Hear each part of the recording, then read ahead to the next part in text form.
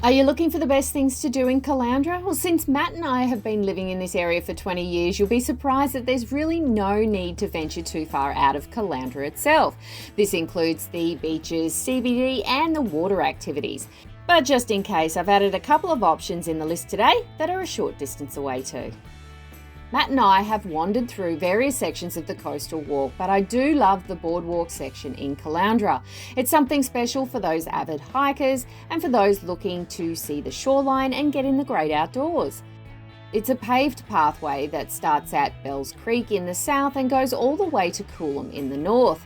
It travels in and out of the sunny coast rocky headlands, which is up to 73 kilometres of walking paths. This is enjoyed by hundreds of people each day, especially in the morning, including by walking, running, on a bike, skates, rollerblades, push scooters, or anything else you can find. You might not walk the whole lot, but it doesn't mean you can't enjoy a kilometre here and there. The Queensland Air Museum is located in Pathfinder Road and is run entirely by volunteers. There are over 80 historic military and civilian aircraft displayed in a 2-hectare area. We visited towards the end of the day and were lucky enough to get an experienced guide all to ourselves. If you're the type of person who prefers to walk around on your own, I'm telling you now, you'll be at a disadvantage. The stories and history alone make it worthwhile being guided. Most of these remnants played an important role in World War II, and these guys have one of the most diverse ranges of aircraft in Australia. I've always enjoyed jet skiing, and a few years ago I actually even got my licence. But guided jet ski tours like this one off Bulcock Beach can help you out with a ton of excitement. The great news is a licence is not required, but there are limitations like a follow the leader scenario and lower speeds. Despite that, they can still be a whole lot of fun and very family friendly activity to try out. After getting the safety instructions and jumping on board, they head through the Cornerstone Passage and past Golden Beach, but this could differ with the ever-changing sand shifts going through the area at the moment.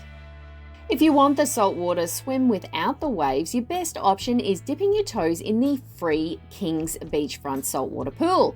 This is also great if you have kids and looking for some low-key swimming. It's a 25-metre saltwater pool with a children's swimming and wading area, along with shade sails and a few chairs and an easy stair and ramp entry. On the downside, it can be popular in the summertime and it's really not very big. So pick a less high-profile time to visit, or there might not be much room to move around. Kings Beach is conveniently lifeguarded and the most popular on Caloundra. It can be great for surfing, but you have to pick your days for that with more swells. If anything, it was good enough for bodyboarding, and I found it very comparable to places like the Gold Coast. Plus, the resort accommodations seem to layer up onto the hill, allowing views of the beach from your balcony. It has a beautiful white sandy beach with a rocky headland in the northern sections. I think Kings Beach is well suited for people that like swimming in the waves or lazing around catching a tan. Kids will love the zero depth water feature located right beside Kings Beach. It's a time-delayed fountain that will give the little ones some splash time to run around in and keep them entertained for hours. Not only that, but you have a playground, and it was fun watching other people on a piece of equipment cross between a bungee and a trampoline. I'm presuming these are special editions that come and go, so you might encounter something else completely different on your visit. The Caloundra region operates a few different markets and features many different stalls from the local area. I often pick up fruits and veggies that are better quality and cheaper than the supermarkets. Plus, you enjoy the creativity of the local arts and crafts produce, like jewellery, clothes, spices, and many ways to enhance your cooking. If you like grabbing a bargain on your holiday, check out the Caloundra Street Fair on Bulcock Street every Sunday from 8 till 1 p.m. The Currimundi Lake Twilight Markets operate on the third Friday of each month from 4 p.m. to 8 p.m, while the Twilight Markets operating on Bulcock Beach Esplanade on the last Friday of each month from 5 till 9. If you enjoy the shopping atmosphere in beach towns, then Caloundra CBD is perfect for you, with various bars, restaurants and shops lining the streets, and always being just minutes away from the beach. It's hard to beat.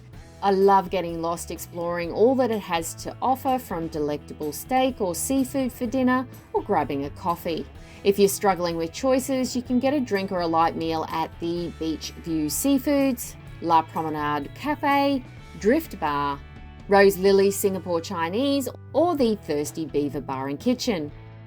The Walk of Stars in Caloundra is a unique tribute to the pioneers and legends of the Australian and New Zealand music scene. Stretching along Bulcock Street in the CBD, the pathway features a series of commemorative plaques set into the footpath, each honouring influential artists who shaped the soundtracks of generations. From iconic rock and roll performers to celebrated musicians who left their mark on stage and in studios, each plaque is designed in the style of a star, symbolising the contributions and brilliance of those recognised, with names like Johnny Young, Jimmy Barnes, the Bee Gees, John English, and as an Australian, we all love the voice of aggro, Jamie Dunn. If you want to head a little further up the hill from Kings Beach, you'll come across the Lighthouse. While it might not be on everyone's list as the ultimate highlight, it holds a lot of history and can be great for aspects like photography. It was built in 1896 and is now the township's oldest building. You can purchase tours, but these are only available on the second and fourth Saturday of each month from 9 a.m. to 3 p.m. Matt was a big surfer back in his younger years, and as much as I didn't get that far, I did love bodyboarding the waves. If you live in a colder climate or somewhere where a lacking of beaches and waves, you'll find plenty of tourists taking advantage of the beginner surfing lessons. The guides are friendly and knowledgeable and help you or your kids get started, and the school provides all the surfing equipment. This means all you need to bring is your swimmers, drinking water, and a sense of excitement. In all honesty, nothing beats familiarising with the basics and learning proper techniques from the beginning. The car park was horrid at Moffat Beach, but if you get in earlier or less busy times, then you should be able to snag one. We saw plenty of surfers using the headland too, and it's interesting to watch them catch their best waves. Apart from that, you have some convenient accommodation choices, and close by is a whole block of cafes like the Shack Fish and Chippery and their Pocket Espresso Bar. The Moffat Beach lookout can be accessed by car or walking up from the beach itself. I must admit that the car park is horrendous in this section, and having to drive a single lane road that is actually officially two ways. Irrespective of that, it's one of the most amazing views over Moffat Beach and your perfect Insta picture moment. However, know that this is still part of the coastal boardwalk to venture up and over the rocky headland, so you might want to take advantage of that too. Bulcock Beach and the Esplanade would have to be one of the more popular spots in Caloundra. It's very close to the central business district and the main street of shops, and with the recent shifting sands, it has changed a bit. What you might not know is you have the tip of Bribie Island only a short distance away. I expect this actually blocks most of the higher surf areas and allows for some great calm water swimming in Pumicestone Passage. Apart from that, Bulcock Beach is always very busy and doesn't take too long for the car parks to fill up. The Esplanade is part of the coastal walk, and you have lots of people fishing, resting on one of the chairs or sitting down on the grassed areas. Shelly Beach is much easier to park your car, but I'm expecting this is because it wasn't as popular. Certainly nothing wrong with this beach, but I could see that there were a lot of rocks around and looks like some were hidden by the waves. If anything, I think it's a nice quiet beach for you to take your morning walk, but might be better on a lower tide with more beach area. Just another 10 minutes north of Moffat Beach, we get to Dicky Beach, and another very popular spot, but I'm expecting some of this busy foot traffic coming from the caravan park next door. There is a small creek which exit into the ocean and the east-facing surf or wave section. It has beautiful clean sand stretching as far as the eyes can see, and it happens to be named after the iron screw steamship SS Dicky, which was washed ashore from a cyclone in 1893. We've stayed here a couple of times at Portobello by the Sea, which has a nice easy walk to the beach for a morning stroll. The Currimundi Lake has both a creek section that overflows into the ocean and the beach. You can see the lake section is the most popular and was very busy with family and friends lining the calm water's edge with gazebos. It's a great option for low-key swimming, paddleboarding, or just lying around on a flotation device. The water was fairly shallow in areas, and at low tide it's a great spot for yabby fishing with a pump. As we start to venture out, I couldn't help but mention the summit climb of Mount Ngungun. Anyone with a reasonable fitness level can complete it, and your reward is magnificent views over the ocean and the other Glasshouse Mountains. I don't rush too much, and I even managed to get to the top in about 50 minutes. If I lived on the sunny coast, it'd absolutely be my morning walk before tackling the day's work. I think it's one of the best ways to absorb yourself in the region's culture with mesmerising 360-degree views.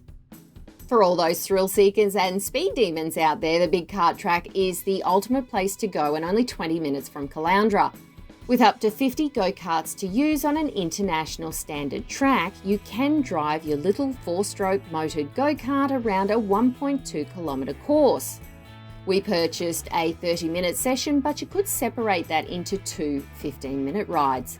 I must admit, doing it all at once made my hands numb and cold, but well worth the challenge. They even cater for big parties or groups, and is a brilliant way to show everyone how to eat your dust. Southeast Queensland is generally known as Theme Park Central in Australia. While most of those are available on the Gold Coast, the Sunshine Coast has its own version with a theme park called Aussie World. It contains sideshow alleys, a Ferris wheel, adrenaline rides and lots of family fun. While it is smaller than the other theme parks, it is a bit cheaper for an entrance ticket and you won't find massive crowds there. But if you're craving a nice pub meal, venture next door at the Banana Bender Hotel, or at least see all the memorabilia they have inside. Australia's zoo wildlife is worth seeing, and it thrives on variety and adding new enclosures all the time. It's only a short 25-minute drive away from Caloundra, but you will need an entire day to see the shows and different enclosures. If anything, it's famous for Steve Irwin's passion for saltwater crocodiles, and you shouldn't miss the daily croc show in the Crocoseum Arena. The otters are just cute and playful, and I could sit there watching the lemurs for ages. If you've finished exploring the southern areas of the Sunshine Coast in Caloundra, then please click here for my best things to do in either the Hinterland or the rest of the coastal areas.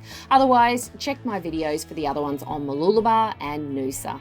Thanks a bunch for watching, guys, and hit that like button if you enjoyed it. We'll see you for the next one.